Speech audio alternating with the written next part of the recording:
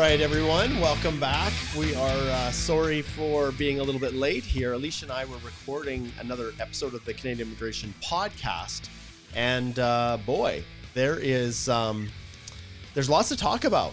And one of the main topics that is circulating all through media, social media, in fact, CBC just released another news article today on this topic, and I think it was just released today by Darren Major, and he had interviewed me a couple weeks back, but yeah, July 17th, just this morning, it was just released. And it's all about this whole corruption that's in existence within the temporary foreign worker program. This article is entitled "Scams Selling Fake Jobs to Foreign Workers May Be Operating Outside Canada." Well, it's so hard, Alicia, because we have this one, and then there was the other one that was released just on the 15th, 2 days ago. Some foreign workers paying $30,000 or more in illegal fees for a job in Alberta. And then we have the case that came out that was reported in the Calgary Herald, which we have not yet been able to find the actual decision itself. A judge highly critical of restaurateur who abused temporary foreign workers and, sentenced him to an 18-month conditional sentence and some other fines and penalties and to make restitution to the worker. But all of these things, Alicia, and once again, I'm not showing these anymore because I don't want to get copyright infringement on my live stream from the media companies. But we will post some links in the description of this live stream after if you want to watch it, or those who are watching it as a recording. But the biggest part, and we don't want this to take over this live Q&A because it's all about you and answering your questions about immigration. But I will be scheduling a special live where we can talk about this. And for those of you who watched last week, I did a special live on the Alberta Advantage Immigration Program. I am hoping to schedule a call with a couple other awesome lawyers in Alberta, and we are hoping to make to connect with the province and just share some of the insight that I learned from the live Q&A and just give them some feedback on the challenges of what they're doing with this Race to File program. So I know, Alicia, you've got a client here in Alberta that's been desperately trying, 20,000 other people to try to get one of those little tiny segments, those 455 or how many spots they have available for the Alberta Opportunity Stream. And wow, the demand is it's absolutely crushing. So that's kind of a high level state of the union, you guys, on where things are at. And I think, Alicia, we could probably go live every week and we're going to see this tsunami of problems and challenges. It's just going to continue to get worse and worse as people start to realize that for many, many, many people, probably the majority of people who are on foreign work permits right now, there is not going to be a pathway to permanent residence for you. And the numbers just don't jive. And so we do our very best to try to be honest with people when they book consults with us, to help them to understand where their situation is really at and not create situations of false hope. And we know out there in the market, there's all kinds of people looking to prey on you, including if you can come up with $30,000 or $40,000, we'll get you this job offer with this employer, and it can be a pathway to permanent residence.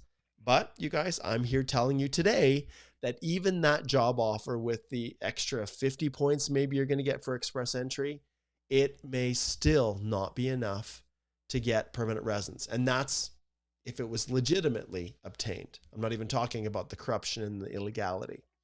So, Alicia, lots we've talked about here in this intro, but what are your thoughts on all of this? Yeah, and so the podcast, one of the things, my main message is never, ever, ever pay for your employer's LMIA. Yeah. So everybody out there, if you are in a situation where an employer or an agent or somebody on behalf of your employer says, yeah, we can get you an LMIA, but you've got to pay us for it, run the other direction. Variations on that is, the employer's willing to do an LMIA, but you have to do all the work. You've got to go and do the advertising, and then you've got to submit the application. That is not allowed. That is also run the other way. So, make sure that you are dealing with reputable employers and take a listen to our podcast. We've got a bunch of valuable tips and links for people so that, there are supports out there. Look for them, make sure that you're reporting fraud and abuse. And one of the things too that people I think don't realize when they're blaming the government for problems, and yes, there's lots of blame to go around, but blame doesn't typically help anything. But without the evidence, it becomes really difficult for officers to, enforcement to be able to prosecute. And so if people are not coming forward, it really kind of ties the hands of the government. And why is that, you guys? Well, the reason is pretty simple. It's because our systems are built on honesty and integrity, and this moral, you know, this moral compass that we hope people have in Canada, that will encourage them to do the right thing for the right thing's sake. And when employers are attesting that, yes, I've done all those things, and they're signing that, we believe that when they do that, that they're genuine, and that they're, once again, their moral code, their, this feeling of wanting to be honest is at the forefront.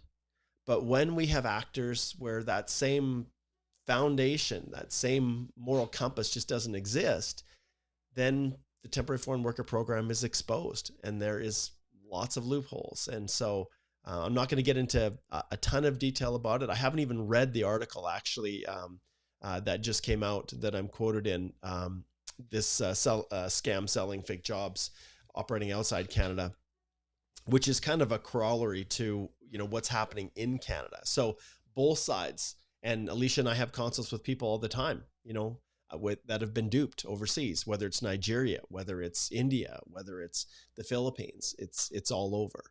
So, Yeah. all And this right. ties into to a video that you did a while ago, Mark, how to get control back of your Yeah. own account. And one of the things I noticed just yesterday when I was helping a client log in was if you take a look at the IRCC GC key login, it looks different. So this is a recent development. I'm not sure exactly when they changed the interface, but one of the things we're noticing, one of the things that came out when we went to the Canadian Bar Association National Conference a few months ago in May, is that IRCC is actually going to be transitioning to a new and improved portal. So they are going to try to fix a lot of the systemic issues that they know that they've been having. And so you'll see that it looks a little bit different. You have the old sign in with the GC key, but if you have a new account, there's a way to register for a new account. And what we have heard through IRCC is that pretty soon they're going to be doing a pilot where they're going to be only for people who have brand new accounts. So don't register for a new account if you already have an existing Yes. account. Yeah. That's going to mess things up. But if you legitimately have never applied to IRCC ever before, for people who are registering for new accounts, they may start to pilot this new interface, which should have improved functionality, which should reduce the need for web forms. So, it's not going to happen overnight. It's something that they're going to be implementing over a number of months and years, but we are looking forward to a new and improved interface with IRCC. So just an aside on that. But the thing that I was talking about originally was Mark did a great video on how to take back control of your account. And so no matter which way you log in, it is so important that you are the person that has your password and your access. You are not supposed to be giving that to unauthorized agents. And I've had a few cases where unauthorized agents, foreign agents, who these people thought they could trust because maybe their post-secondary institution said, oh, use this person Yes. overseas who is not an immigration lawyer, who's not a regulated immigration consultant, and who's illegally giving them immigration advice, now has control of their GC Key portal and has filed an application for a study permit or a work permit or a postgrad work permit for these people. And sometimes they have no idea what that agent has said or signed off on or submitted on their behalf. And that is all going to come back on you. And so make sure that you are the only one who has control of your GC Key account and your password, and you are submitting this application and you understand what's going on there. If you do hire an immigration lawyer, great. They should be providing you a document proving that they're an immigration lawyer and that they have charged you a fee. Same thing with an immigration consultant. So make sure that you're doing that properly to protect yourself from misrepresentation, which can bar you from Canada for 5 years. Yes. And definitely to be avoided. Okay, let's shift gears once again and let's take a look what the current state of express entry is. So we've had a couple draws within the last couple weeks. You can see here, July 16th, they did a PNP only draw. Once again, CRS score 670, which basically means the person had about 170 human capital points, or that's all that they bothered to demonstrate. But once you get a provincial nomination, you're getting those 600. So as we know, that pretty much guarantees you to get an invitation to apply. 1,391, that's fairly high, but it has been a few weeks since the last draw.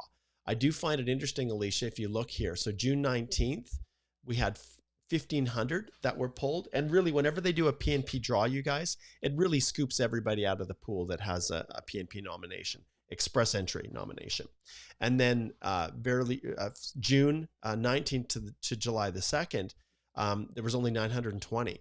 And so I find it really interesting, Alicia. Maybe there's been more human capital priority stream draws in Ontario, or more, approvals coming through. Maybe Alberta's pumping out a bunch of express entries. I don't know, but it did make a little bit of a larger jump than I would have expected for a 2-week period here. So this went from 920, which would have flushed out, and there were 1,391 that came in here. Another elephant in the room. I guess I shouldn't say elephant, but I just don't know, Alicia. I don't get it. French language, that's great. Like, I get it, as we're a bilingual country, but 3,200 again invitations for French language proficiency, and it's got many people wondering, like, what is the master plan here in terms of the category-based draws? We have a number of different options that they can choose from, and they definitely are doubling down on French language. We did, Alicia, on the 5th, though, have a really nice one, which was this 3,750 invitation healthcare only. And you can see the scores were, still high, I would say, for a category-based draw in this context. But, I would love to see the knock codes associated with this. And individuals that are in tier 3, how many tier 3s are actually caught in this? Because it's, even within healthcare, doctors, specialists, paramedical, all of those different professions, they're going to take the lion's share of these positions. So I don't think our, let's see if we look, actually, I want to go back, Alicia, and I just want to take a look at this so that people can see. And this is something that I had an issue with right from the very beginning. And if you look at the occupations on the list here, there's a number of them, but obviously all the professions are on here. You can see professions. We've got nurse practitioners here and registered nurses, physician assistants, LPNs, and paramedical occupations. So licensed practical nurse is one step up from a personal care attendant. So this is still skilled. And then if we go to 3, we're working down here, massage therapists, other, nurse orderlies here, aides and orderlies are just hitting here. So these ones here, medical lab assistants, like who do not have necessarily degrees to do these roles, they're more diploma based. These tier 3 positions here, there's not a lot, there's only a few, but I just wonder how many are actually of these tier 3s are being hit by this. I'm just very, very curious, just something that I've been kind of thinking about over the last little while. But anyways, this is what we've got here. We've got our rounds of invitations, and we have not seen a tech draw for a while. And Alicia, as you probably, are aware, as everybody in the world, artificial intelligence it's on the rise. It's becoming more and more a reality that companies are going to have to face. And I have no doubt in my mind, as many people and everything that I've read and studied, that it is going to have an effect on the job market. And, positions like software developers, AI is going to take a dent in those positions, as well as knowledge, even the law, for instance, right? It will have an impact on that and the labor market. And so I just wonder if STEM somehow is being, if that is, part of the reason that we're seeing AI with all these layoffs. I have to assume it plays a role for sure. But if we go back here and we look, it's been a while since we've had a STEM. Now this STEM on April 11th was quite a large one of the larger draws we've had, 4,500. So we'll just have to see how it plays out. I don't know if you have any thoughts on where we're going with this, Alicia, through the summer. It's been a long time, once again, since April that they had a general draw. And, even that general draw 529, if they're to do another draw and you look at the difference, it went from 549. They did another one 2 weeks later, and that's what pulled it down to 529. But my goodness, you have to assume that it's going to be, at least this, probably 560 with the scores, the CRS scores. So Yeah. any And thoughts? there was an interesting policy article too on economists who were analyzing immigration policy and what's been happening. And the economist's opinion is we should not be having all these targeted draws. We should be having general draws. We should be emphasizing high human capital because that leads to better outcomes for immigrants in terms of wage, in terms of job security, because they have higher human capital factors, which then has a positive economic outlook impact on Canada. And so I would hope that they do more general draws, and I would hope that that general CRS score starts coming down when they do those general draws. The targeted draws are giving life to the CRS being super, super high because they do so few of them. So right now, when they keep doing these targeted draws, it's pushing that CRS up and up and up. And hopefully they will start going back to general draws and emphasizing human capital. But we'll just have to see what the policy directive is from IRCC. Exactly. All right, let's give some shout outs to some people. And if this is the first time tuning in to our live Q&A, Alicia and I have been doing this for years and years. Every Wednesday at 10 a.m. we try to go live. Sometimes we're a little bit late getting live because we've got practices, and we also do our recordings for our Canadian Immigration podcast. But if it's your first time, let us know. If it's not, just post where you're tuning in from. We love to see how far this is reaching. We've traditionally over the last few years have seen a lot of people in Canada and across the country that are tuning in, but we also love to see if it's reaching Africa or Asia or South America. So give us a shout out and we'll definitely pull you in. So Andy is a follower for a long time. Good to see you, Andy. Greetings from Ottawa. Great to see you. We have Nicholas. He says, good morning, Mark. I've discovered your channel recently and now following you everywhere. That's great. Hope you also enjoyed Copa America. I did, although I was pretty sad to see Canada lose in the shootout, but that's still pretty awesome. They got to do something different, Nicholas, though. Like, how can you have a game decided on penalty kicks? Like, it's like a shootout in hockey. At least for hockey in the playoffs, it's you play to someone's scores. Like, and I know that's, when you're playing games, like there's, hockey players are skating their tails off. And if it goes to 5 periods, they do that. So I would love to see a change to to that format where I heard one person actually, Nicholas, say they should do the penalty shots at the beginning of the game. And then the outcome is going to be decided. So it will motivate teams because they won't be playing for a draw just to get to the shootout. And I think that sometimes stifles the creativity of the players and when they're just playing safe, and it makes it more entertaining. So I thought, that's interesting. If you want to do that, just do the penalty kicks at the beginning and then you can see, and one team will be, they might be playing to try to defend, but the other team's definitely going to be knowing they've got to score there or it's all or none. So there you go. A little sidetrack there, Nicholas. But I'm a heavy Portugal fan. I lived there 2 years ago, many years ago. And so they've always been the team that I followed in the Euros. But yeah, it's exciting to see Canada competitive in hockey international. In soccer and football internationally. So. All right, let's see. We've got Joe here. He says, hey, Mark and Alicia, listening from work at downtown Calgary. Don't worry, I'm working. Okay, that's good. Because otherwise you'll need the boss button like they've put here on the did we? No, we didn't show them. No, we talked about it in the podcast. This is the podcast. Yeah, in the podcast we talked about the boss button, which basically when you're applying for the vulnerable worker work permit and you're getting information, there's a little button that you can quickly hit if your boss is coming by to see if you're, looking at the vulnerable worker information on the website. So yeah, maybe you need one of those, Joe. All right. We've got Marissa Liu. Greetings to you, Marissa. Let's see who else we've got here tuning in. But yeah, please do give us a shout out. Let's see. We got questions. David, not sure where you're from, David, but it looks like you got some hockey players there who are in your image. Maybe that's you. Maybe that's your kids. Then Spider-Man back. That's great. Good to have you tuning in. Let's see, who else do we have here? We're going to get to a super chat in just a second, you guys, for sure.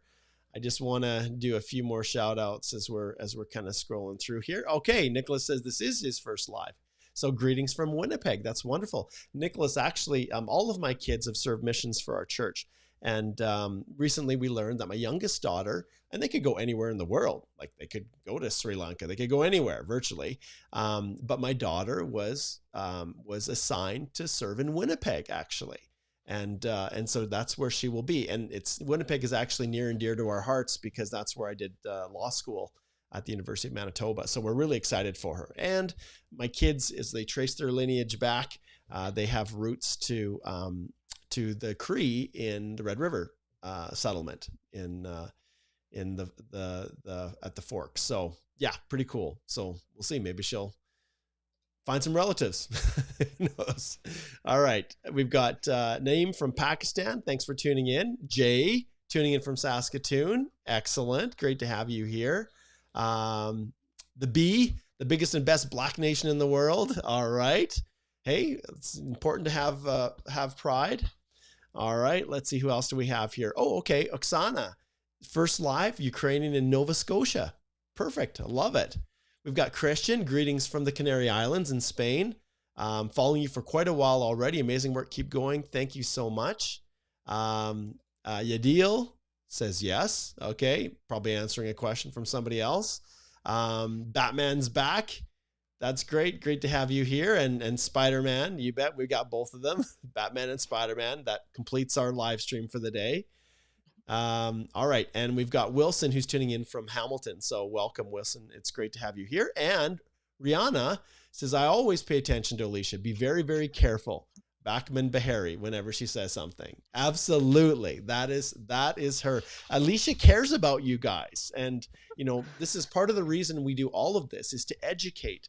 And we find that if people are educated, they then are in a position to protect themselves better, to know what can and can't happen, to know what an employer can and can't do, even with their options, to be able to recognize BS when they've talked to some representative who is, telling them they can do something or can't do something, and just to give them the foundation of knowledge so that they can make good informed decisions. And of course, like any law firm, we succeed, and Alicia and I provide for our families based on the work that we do at Holthe Law, Holthe Immigration Law. And so any of you who are wondering, okay, this is great, I really appreciate the information you're sharing, you can always come and book a consult with us. And no, we do not race to the bottom in consult fees. I'm sure that you guys could probably get a consult for $25 from someone. But what Alicia and I offer is actual advice, legal advice that you can rely upon. And so for a 25-minute consult, we charge $315 Canadian, which includes the tax here in Alberta. But in that consult, you will actually get information that you can rely upon, that you can trust. And before you ever get on the call, we have an intake form that we send out to you, and you complete it so that we are ready to hit the pavement running when the consult starts. So we don't sit there just listening to you, tell your whole story. Sure, I like to give people, 1 minute or something to kind of summarize, but I've already read everything. And then in that consult, we never do full, document reviews. That's what we do as a firm when you retain us formally. But consults are there to help you, provide strategic advice, help to clarify things that you're uncertain about.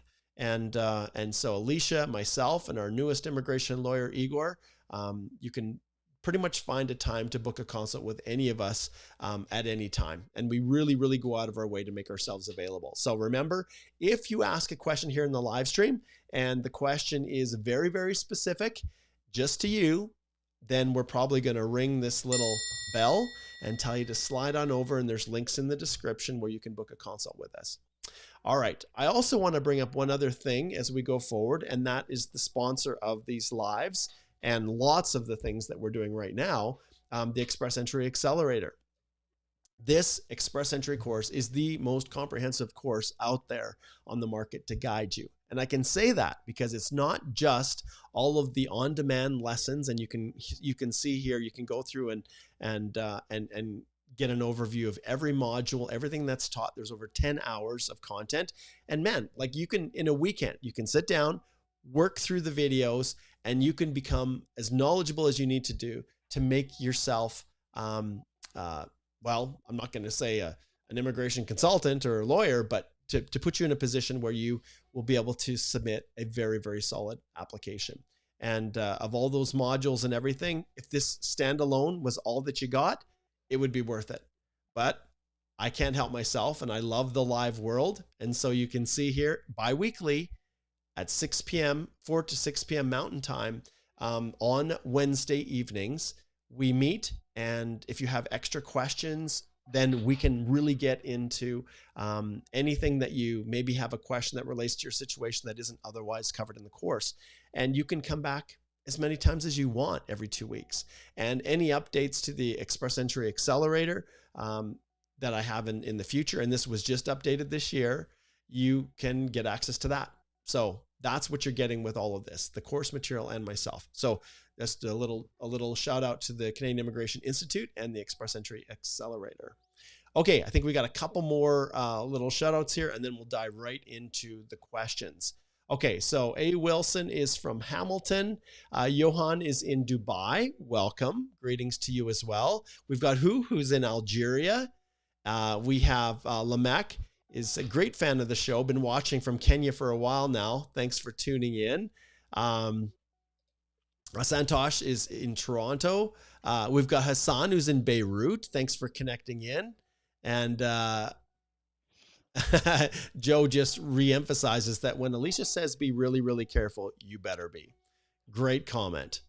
Okay, let's see what else we've got here. I think we're just about through giving shout outs, and then we'll dive right into the questions here. Okay. All right. Okay. Let's do it. Okay. So the first question that we have here is VK, and VK says, for IRCC, can I use a translator which is outside of my province where I live in Canada? Example, use a certified translator in BC, but live in Ontario. Mm-hmm. And the nice thing about translations is that IRCC does give you some guidelines. And so make sure that you are checking the IRCC website on certified translations and what is acceptable for use, usually specifically in Express Entry. So they have a specific translations for Express Entry webpage, and you'll want to go there and you'll want to make sure that you are using a certified translator. You can use a certified translator in a different province or a different jurisdiction. As long as they are certified in that province or jurisdiction, they have a certified translator number, and that they're putting their contact information and it's available. They've got their stamp on that document. Translations are one of the biggest reasons for refusals. And so it is so important to do this correctly. Make sure that you are attaching the original document. So in color, no stamps, no changes, no alterations, the original scanned document. And then you are going to have the certified translation of the document into English or French. And then you are going to use a authorized copy of what they were working on. So there's basically 3 documents that are part of that package for that translation. So make sure original translation, certified translation, as well as the certified translator is telling IRCC what document they were working off of. And this is, you guys, one of the most painful parts of the process when you have to do translations, because often if you're using a translator outside of Canada, their seal that they stamp with is in the native language. And then you get this crazy circular pattern where, okay, they do the translation and then they seal it as being translated, but then the seal is not translated in English or French. So then you need to translate the seal. And we cover this in depth in the Express Entry course and with our clients. But yeah, it's a part of the process that is quite painful. Okay, all right, let's jump to this super chat from Rue. She says, my work permit says a different knock. Okay, we've seen this, Alicia. My work permit says a different knock to my express entry. The duties are the same. My profession at times requires me to be registered. Will these two factors affect me? So there's a lot going on here, you guys, a ton. And I'm just going to ring the bell here, Rue, because this is really something we would need more information in. But Alicia, do you want to talk generally about this disconnect sometimes when people are getting work permits, like, for example, intercompany transfer work permits, where they don't take a lot of care to make sure that they 100% have the proper knock code, or the duties the person ultimately performed were enough to maybe pull them into a different knock code. Can you kind of talk about that? Mm-hmm. So you're opening up a can of worms if you have a situation where your work permit says you have a job title and a knock, and you are trying to claim points under express entry for work at that same occupation with a different knock.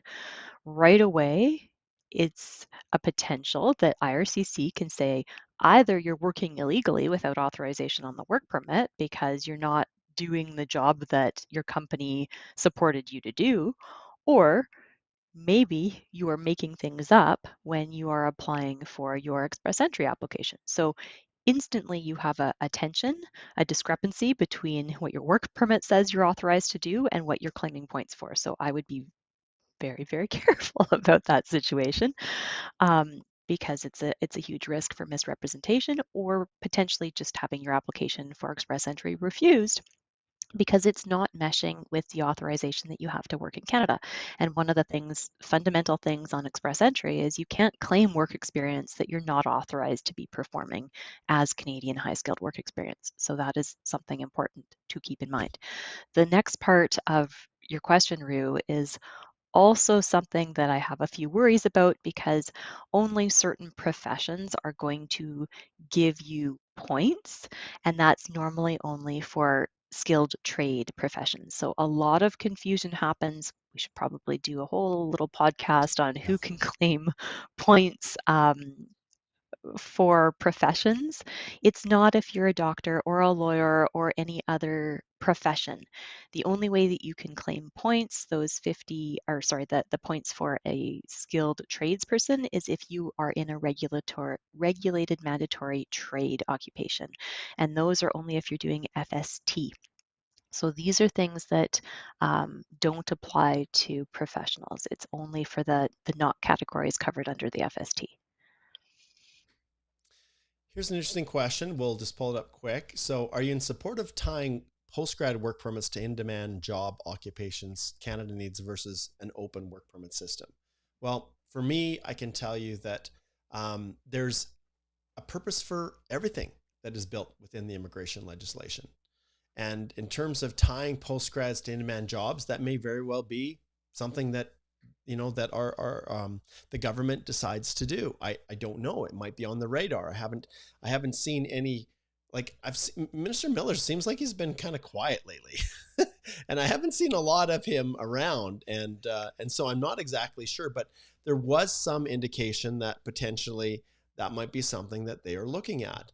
But for me, there's a purpose for everything. There's a reason that postgrad work permits were given to international students.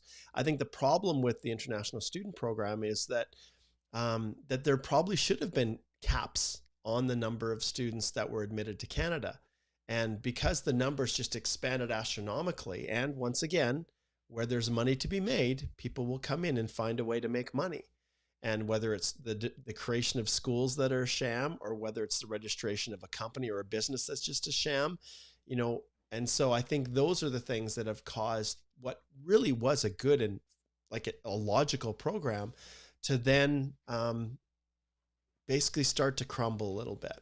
And I shouldn't say a little bit, a lot. And like I said, I'm going to check out this CBC article and just see. I'm not sure what the reporter what I talked with him for a long time about it, but ultimately I think that there's a role for both. It's just a matter of managing numbers and making sure that we have room for people. And I think that's really what the problem is right now. All right. Okay, let's jump back and we'll get to the next question. Okay, here's one from John Snow. He says, I'm getting cash salary. Should I deposit it in my bank account every month? So I don't know if I'm assuming that's outside of Canada, Alicia. Yeah, and so the funny thing about doing these live streams is that we have to read between the lines a lot. And so we're assuming, Jon Snow, that you are outside of Canada, you're getting paid in foreign currency for your foreign job, and you are looking to try to claim points for foreign work experience under a Canadian Express Entry application. That's what we're assuming. Um, the reason that that would be important is to try to have a paper trail, try to have evidence that you actually are working in the job that you said you're working in and you're getting the salary that you're claiming. And hopefully you have other evidence that it is a high skilled job and that the knock that you've picked is correct. The reason that you would want to have that is so that you can, one, prove your job, but also start to prove your settlement funds. Because if you're doing a federal skilled worker application, you have to show that you have those accessible federal skilled worker settlement funds and where it came from. And so that's why having your bank account transaction history for the last 6 months is going to be helpful so that IRCC knows that you've legitimately been saving that money through employment income. So we never want to say you should do this or that without knowing more about your life Yeah. circumstances. But in general, it is helpful to be able to prove where you are getting those funds from if you're looking to prove your Canadian settlement funds.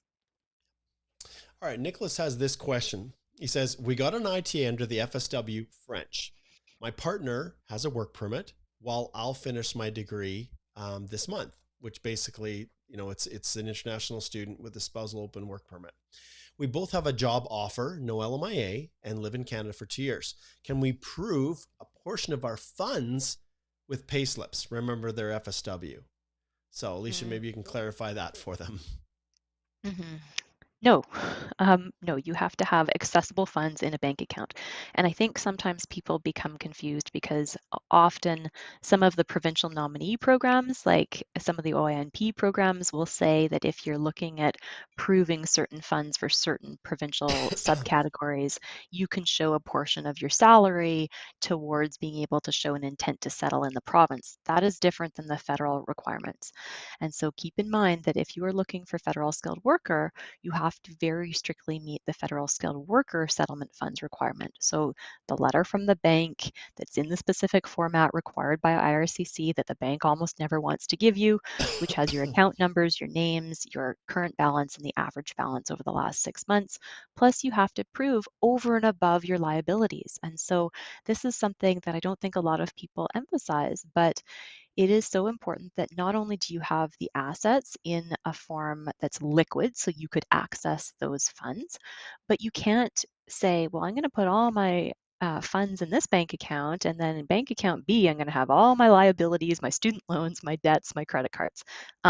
You actually have to have those liquid funds over and above your liabilities, no matter which bank they're in. Yes. Okay, next question. This is a police clearance question. Whether it's express entry, yes, it is. So John C says, I got my PCC done while in Canada, and if I travel to India and receive an ITA that time, will existing PCC be applicable? So if we go here and we just take a look at the requirements, I love to go to the IRCC completeness check website, and it's a good place to start. It's what the officers use when they're trying to determine whether or not your document is sufficient for express entry purposes. And you can see here for applicants, current country of residence, it must have been issued no more than 6 months before the submission of the EAPR. So in this case, if someone is in, let's say, the US, and they obtained a police clearance certificate that is 7 months old, they can't use it. It won't be valid because it's their current country of residence, and it has to be no more than 6 months before the submission of the APR. And so basically that's the kind of the basic rule. But for countries in which the applicant no longer resides, the police certificate must have been issued after the last time the applicant stayed in the country for 6 months or more in a row. And so the tricky part, and this is where I've had lots of conflicting things from IRCC, is will a short little visit back to India somehow invalidate a police clearance certificate that was originally obtained when you weren't there? And so does a short trip invalidate it? And I remember speaking with the head of Express Entry, the old head of Express Entry, and she said, generally speaking, that's not a problem. And I've learned a long time ago that I don't rely on generalizations. I rely on whether or not there's one officer out there who, in their infinite wisdom, decides that no, that person and should have obtained a new PCC before they submitted their EAPR, and therefore I'm going to return their application. So Alicia and I, we avoid that like the plague. So for anyone who would return in your situation, you've indicated that, you're thinking about going back. If you return before you submit your EAPR and your PCC was issued within 6 months, okay, so at the time in which you submit your EAPR, your police clearance certificate is less than 6 months old, then you can still use that if you left and came back to Canada. But if it is older than 6 months and you've returned to India, I personally advise my clients, even if you went there for a week, to get a new PCC and just not take any chances. Alicia, do you take a different position on that, or what are your thoughts on that? I'm with you, Mark. I don't want them to be taking chances. Yeah. Okay, let's see what we have next here. This is something that also, these are our questions. I love getting these questions. These are core foundational express entry questions. Marissa says there's a glitch, okay, when getting the invitations, getting points 1 month early for CEC, 2 years experience. Form only counts months. Is it still accepted? So at least you want to give a quick background on this and how we deal with it. Yeah, so this is a chronic issue, and there's a few things. One is that you have to make sure that when you are doing your express entry questionnaire, you are answering it accurately at the time that you're making it. So if the questionnaire asks you, have you been working for 1 year in Canada? And you say yes, but you haven't worked for that 1 year in Canada, you've got a problem because it could be misrepresentation, or IRCC could say it is.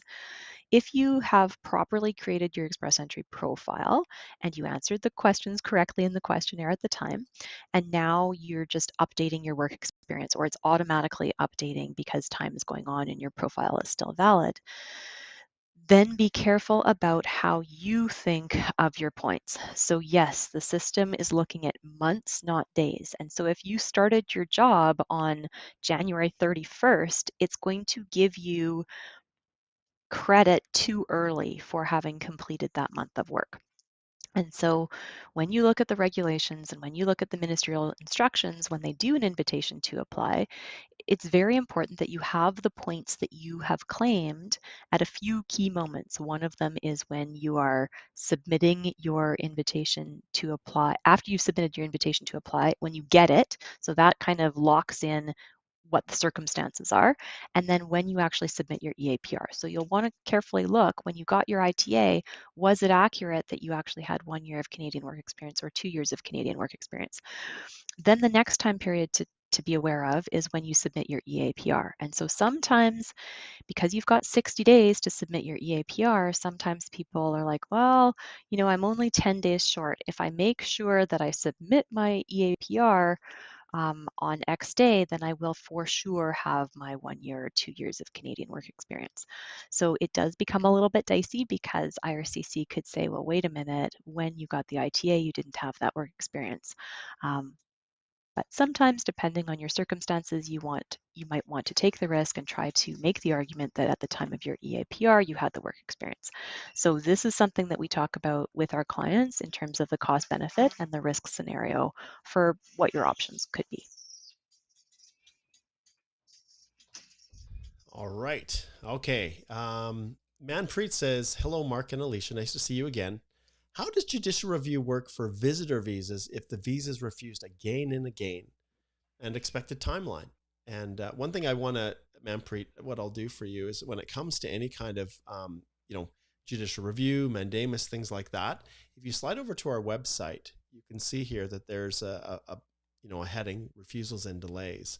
And we've got specific information on judicial reviews, reconsideration requests, mandamus applications. And this is really an excellent resource that I would encourage you to take a look at.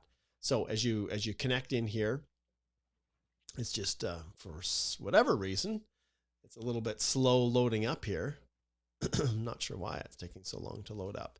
Anyways, if you go to, it really is slow. All right, well, hopefully our live stream is going to keep going, and that's not an indicator of my internet speed. But in there's a lot of information on judicial reviews, and I encourage you to take a look at that. Just because it will take a long time for us. Here we go. Now it popped up here. It goes over all the ins and outs, acting quickly, speaking to a lawyer, the review and reconsiderations, what it is. It's all covered in here. So we encourage you to take a look at that. And that's a really good resource to use when it comes to judicial reviews. Now, ultimately, when it comes to visitor visas, there's a tremendous amount of discretion that's granted to officers to determine whether or not they believe someone will actually return to their home country. And one of the problems that one of the processes that I don't like is when people come over on a visitor visa and then get an LMIA and then try to do a trip down to the border to get a work permit. Flagpoling in those circumstances, you guys, is not a good option. So strongly discourage that. But yeah, in this situation, check out the website, and judicial review is a pretty high standard to meet. And there has to be clear evidence that the officer, well, I won't get into all the details, but just take a look at the website, and you can take a look to see if your situation might fit. Yeah. And I'll add to that too, Manpreet, and anybody who has their documents or their application refused over and over again, stop and take a look at what you're trying to achieve, because most of the time there is something that you're not understanding, or something that you're missing, or something that IRCC has a legitimate concern about if there are multiple refusals. And so it's normally something that needs to be addressed or fixed before you're going to get an approval. And if that's the case, going for a judicial review is probably not going to be helpful if the mistake is on your end. And so take a look carefully about what evidence you've submitted and what kind of application you were trying to make, because IRCC probably has some concerns. All right. There's two I want to pull up. Okay. This is X. So it's nice to see the feed is getting out to X. Desijat says, it's really discomforting seeing the current scenario. I lost my high paying job because I lost my work permit status. Despite sitting at 508 CRS, no LMIA, feeling so down.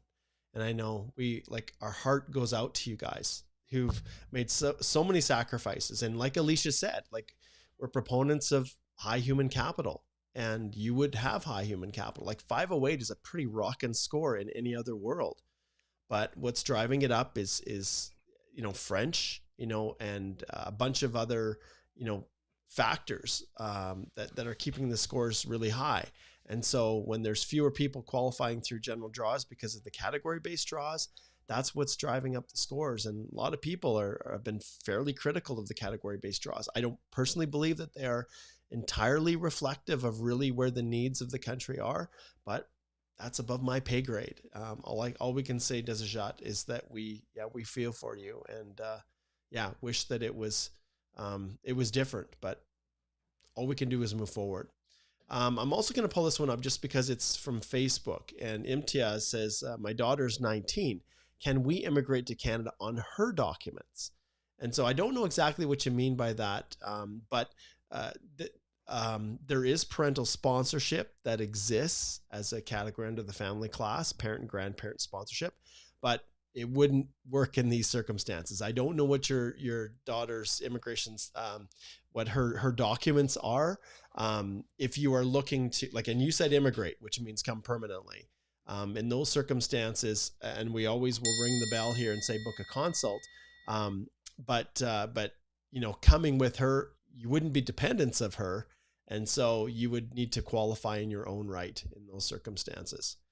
Sometimes people will come as a parent of a minor child on a visitor status to be with them, help them get settled in school if, say, they're going to high school or something like that. But to immigrate, no, you can't just immigrate to Canada on your daughter's documents.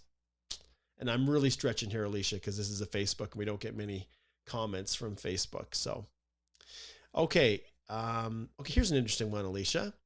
Who says an immigration consultant mentioned that when someone receives the Prepare for Life in Canada, that little introductory letter, that this is an indicator that the application surpassed elimination stages. Is it true? In other words, I think met all eligibility, and we go from there. But what do you think, Alicia? That the issuance of that letter, does it mean that everything's passed and it's clear sailing through to the end? No, unfortunately, no.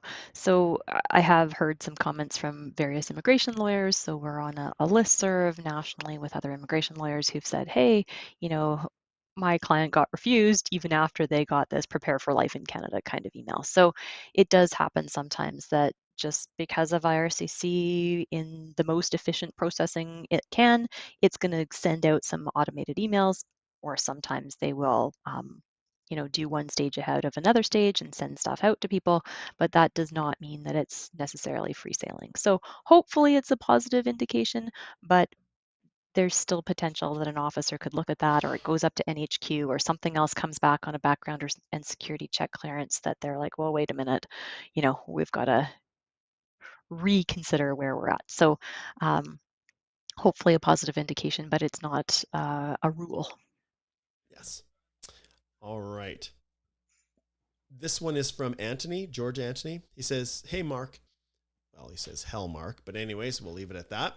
Will there be any major issues if I maintain 2 express entry profiles with different NOCs, not to miss any more OINP? I can use 2 NOCs for my job, and sometimes I miss the OINP as they invite other NOCs. So, Alicia, I see a very huge issue with this. So basically, if the person said, I have 2 different positions that I'm claiming points for, and I want to put one as my primary NOC versus another, well, that's one thing. And I usually will discourage people from creating 2 profiles. However, there may be a circumstance where, you truly want to be targeted for 2 different jobs that you've performed that both fit within, the respective timeframes to maximize your odds of getting an expression of interest through the OINP. However, what you seem to be saying is for the same job, you're submitting one with one NOC code and one with another. And I think Alicia probably will support me on this. One of them is probably the right NOC code and one is the wrong one. So sometimes people will try to wedge themselves into a category-based draw by claiming a certain NOC code when really it's not the right fit. And I can tell you, express entry officers are hyper focused on that when it comes to category-based draws. So, Alicia, any thoughts to add to that? I just have misrepresentation bells Yeah. going off in my head. Yeah, exactly. Joe says, a few of my friends are just sitting ducks waiting for accelerated tech to open again. I mean, they could have just opened the form to send expression of interest. Why close the first step to filter? So I think what he's trying to say, and Joe, it's definitely not this easy. So the race to file has created huge problems for people because they only allow certain in, and it's just this crazy frenzy. And I'll be honest, Alicia, the more I think about it, I wish they would have adopted the hunter draw system in Alberta versus the booking a camping site system, right? Where there's a way to draw. And it's possible they could have done it. It might have been a little bit challenging, but if they left it open for a week, let people apply, okay? Just submit your application. You've got 1 week to get it in. And then, or at least an expression of interest. Mm-hmm. Then they pull out 400 plus people for that month. And then everyone who wasn't drawn gets one increased priority. Now it's hard because so many people are they need answers now. Their work permits are expiring and they need to know. But when you have 20,000 and what do we have? Maybe 3,000 spots left. I'm not sure how many for this year they'd be taking based on their schedule. I know it's only a few of them, but at least if a person is making the attempt each month and then it's from those who have the higher priority, you get the first shot. So if someone has applied and didn't make it through the first time, they will rank higher than a person who's applying for the first time, say in July instead of June. And then if someone is applying, they applied in June, July, and August, then their priority is 3, and they will rank higher than anyone lower than that. So they'll have a greater opportunity. So, if you're going to do this, then that's kind of how I see it. It's more just than this straight up race to file. But yeah, if you're going to pursue every option you have, Joe, anyone who's just sitting around, especially with the accelerated tech, which is heavily oversubscribed right now, there's no guarantee. Like even this most recent draw in July, they were pulling from the people who somehow were partway in or otherwise had filed in June. So yeah, you have to maximize your opportunities at all costs, at all costs. Okay. Okay. Claude here says, hey, Mark and Alicia, greetings from Senegal. I'd like to book a consult, but I've been living in a French speaking country, Senegal. So all my documents are all in French. Alicia, would that be an issue? So, Claude, I do speak French. I read French more than I can speak French just because my vocabulary has gone downhill, but I did French immersion. So, if your documents are in French, I can usually read those. And as long as you're able to communicate in at least a little bit of English, then yes, you can book a consult. Great. Okay, let's cover a few more. I don't know, Alicia, if you have any that you've had your eyes on that we should pull forward. We've had a really good group of people here, and those of you who are wondering why I posted my question, why did you skip it? We try to select questions that are going to be the most benefit to the most people. If yours is a specific, how do I, or here's my situation, what do you recommend for my situation? Am I eligible? We will always ring the bell and say book a consult, because that's specific legal advice. But within the questions, we try to, even when people sometimes ask specific stuff, we try to make it a little bit more general so that it, so that it can try to help people. Like general questions, like Ryan, for instance, here. So Ryan says, hey, you guys are awesome. That helps getting your question pulled up. No, I'm just joking. It doesn't. My question is, does salary matter? Higher salary, see, offers 40 to 50 per hour, help on my PR application. And this is one of the questions. This is one of the issues. In some provinces, you guys, the point systems, the way they're set up, do reward people who make more money. So if you're talking about, say, BC, for instance, there is a certain point allocation based on the wage you're receiving. For the purposes of express entry, Alicia, does making more money help? No, the only thing that I would say is if you're trying to claim that you're a manager and you're making $15 an hour, then IRCC is going to say, well, that doesn't pass the logic test. And so sometimes, depending on the level of seniority or the knock category, the number that you're claiming in terms of seniority, sometimes it just doesn't make sense to be claiming a wage that's really far off of, let's say, what the average or the median job bank wage is. But in general, no, it's not based on salary. As long as it passes the logic test, you've got the right knock, you've got the right job letter from your employer, and you've got pay stubs to show that you were paid for the hours that you said that you worked. That's what they're looking at for Canadian high skilled experience. Yes. All right. Nicholas comes back with another super. He says, in FSW, do both of the applicants need to show bank letters to prove funds? And does the average balance need to match current balance? So, Nicholas, once again, I'm going to direct you, my friend, back to the course. Subscribe to the course, and it will answer all of these questions. And if there is little pieces that you just don't get, that relate to your specific situation, then come join me in the masterclass and we can talk about it. The description is in the link below for this video for anyone who wants to join. And I think next week is when I do another one on Wednesday. So absolutely come and join. Now, to answer your question, the principal applicant is the one that needs to provide the funds. They're the ones that need to demonstrate that they have those funds available to settle in Canada at the rate in which IRCC has set. Alicia, can a principal applicant include funds that are either in a joint account with their spouse or funds that are in an accompanying spouse's account for the purposes of proof of funds? Yes, and there needs to be proper authorization from the spouse and usually a notarized document to say that. So if, yes, it's an accompanying spouse and that money is held in the accompanying spouse's bank account, then the accompanying spouse has to say, I am authorizing my spouse to be able to use this for settlement funds, and that should get sworn in front of a notary public. And remember, Nicholas is asking questions about the Federal Skilled Worker Program, and that program requires proof of settlement funds. The Canadian Experience class doesn't require it. Nicholas' second question, he says, and does the average balance need to match the current balance? Well, no. The reason they ask for the average balance is because they want to see that you are earning and saving, the money is coming from your own savings, your own employment income, or, you're setting it aside. So by its very nature, the average balance probably shouldn't be the same or even higher than the current balance, although I guess it could in some weird situations.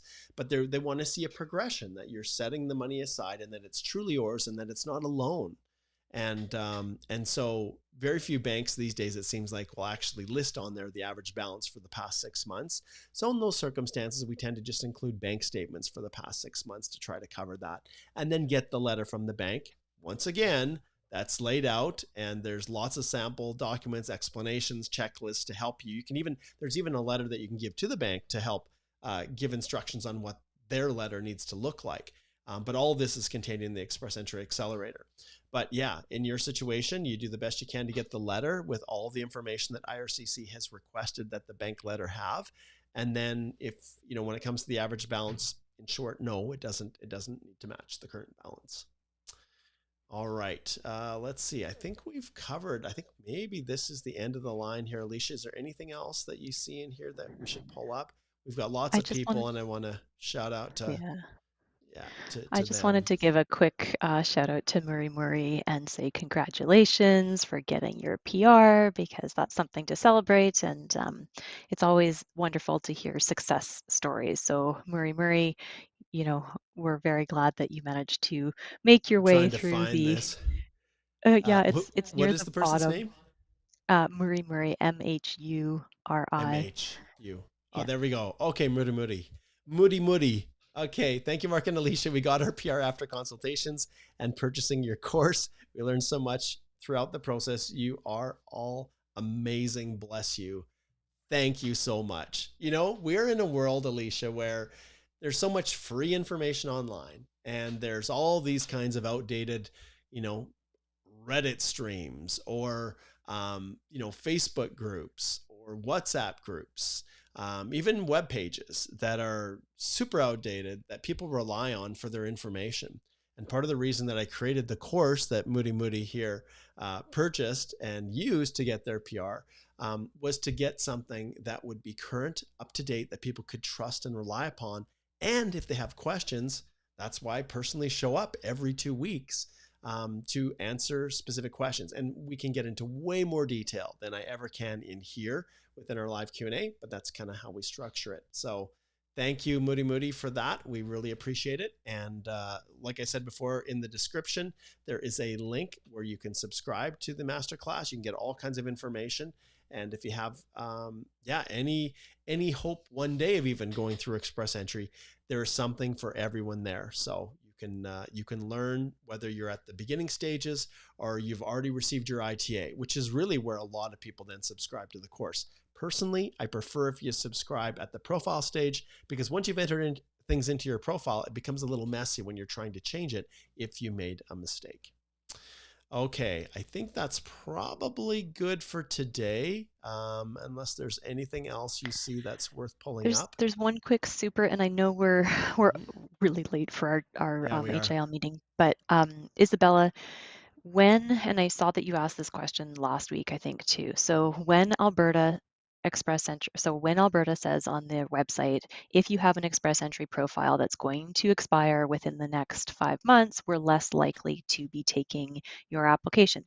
The reason that they're saying that is because they want somebody whose status is going to be valid Yes. for a longer period of time. And they know that it takes a while to try to work through the whole nomination process through Alberta. And so if your Express Entry profile federally is going to expire in 5 months and Alberta lets you into the system, and then by the time they evaluate your application and decide whether to give you a notification of interest or a nomination, now 3 months have passed. Well, now your profile is only valid for maybe 2 months. And then if your Express Entry profile expires or is no longer valid, they can't nominate you. And so this is what they mean. They mean they want an applicant who has an Express Entry profile that's going to be valid for more of a year. Exactly. All right. Okay, well, we'll wrap it up there. Thank you so much, everybody, for participating. We had another great following for our live. Things, you guys, it's going to become more difficult. It really is. And we know that many of you are kind of stuck in a situation where you've invested so much, your family, to come study, to work with this dream of becoming permanent residents. And you truly believed at the time in which you scrounged up those thousands and thousands of dollars to be able to come, go to school, pay tuition, get yourself settled, and your family's made so many sacrifices. It breaks our heart when we see that, there just is not going to be room for everyone. And more so even than that is individuals out there who are telling you, oh, it'll be okay. There's options for you. I've got a secret pathway. That's what makes me angry. So stay tuned because, like I said, I was just, there's a CBC article. There's a series of them that have come out on the scams that are going on within the temporary foreign worker program. Job offers that are being sold, fake jobs that are being peddled overseas for people looking to come to Canada. And so the reality is going forward, we're going to do a live, and I'm going to cover this issue. We're going to talk about it in depth. I'm going to take your comments, your responses. I would love for people to come and say, I know that this agent is a scammer, or I know this employer is not following the rules and is exploiting their workers. This will be your opportunity to get it out into the open, into the public, because by shining a light on this dark, seedy world, when, mold and just all the bad stuff that just festers in the dark dies when the light is shined on it. And so that's the goal. Alicia always cringes when I say this stuff, but man, this is a passion project for me. It has been for years, way more than currently right now. And, it's time that people take a stand. And I'll be honest, you guys are now in a position to do something about it for future generations. So future generations of foreign workers. When Alicia and I book a consult with you, or you book a consult with Alicia and I, and we say, look, there is a very low likelihood you're going to have any opportunities. And that you've been duped into a job that you thought had a pathway forward. You have absolutely zero to lose coming forward and disclosing the corruption that you have personal knowledge of. And so sometimes, as Alicia indicated, and as you listen to the podcast, if you haven't registered, do that. There are vulnerable worker work permits that are also available for people who are being exploited. And so a job offer does not guarantee you permanent residence anymore. It does not. So paying $30,000, $40,000, 100% illegal. Don't ever do it. But those of you who have made that bad decision and are now stuck, still saying you have no PR, you have nothing to lose. So stay tuned, watch the channel, subscribe so you can get notified when I'm going to do it this week for sure. Maybe I'll even do it tomorrow. But watch for it and then join me. And we're going to do it in the evening when people are not working so we can have a good chat about it. And let's see if we can shed some light and make a difference. Yeah. And one very, very last thing, I see a comment from JP about correcting things. And so I do want to say the onus is on you. If you've made a mistake in your application, if you failed to disclose something, if you omitted a family member and you need to correct it, it's not enough for you to say, oh, I filed the application, I was approved, now it's done, it's too late, I'm just going to kind of sweep it under the rug and hope that nobody notices it. You're right, Jay, you have to go and try to fix it. And so how you fix it, I might need to talk to you more about what happened and why and what the repercussions can be, but that is something that could be very serious. It could be something where immigration says it's misrepresentation. You're trying to hide family members, or maybe that family member has, a flag or the security issue, or hopefully not any sort of criminality in the past or inadmissibility. But the onus is on each applicant to correct their applications even after they've been approved. And that can haunt you and affect you for applications going forward. And so make sure that you are correcting things for everybody out there. If there's a mistake, if there's a discrepancy, if you failed to do something and you know about it, you got to fix it. So make sure to reach out, book a consult, and we'll sort out what happened, why, and what the best way forward is. Yes. And Alicia points out something that I want to reiterate, you guys. This is something that we do as a firm all the time. People come to us, say, I made a mistake. There's something wrong with my application. My previous representative royally screwed up my application. They put wrong information in. I didn't get a chance to properly vet it. Whatever it is, this is stuff that we deal with a lot. In fact, I just had an individual basically pay me what he should have paid at the very beginning to file the application properly, to go back through, forensically audit everything in the application, find all the errors, and then draft a web form to IRCC to hopefully get them to correct the mistakes to avoid misrepresentation or an outright refusal. So these are the things that we do. Slide over to our website.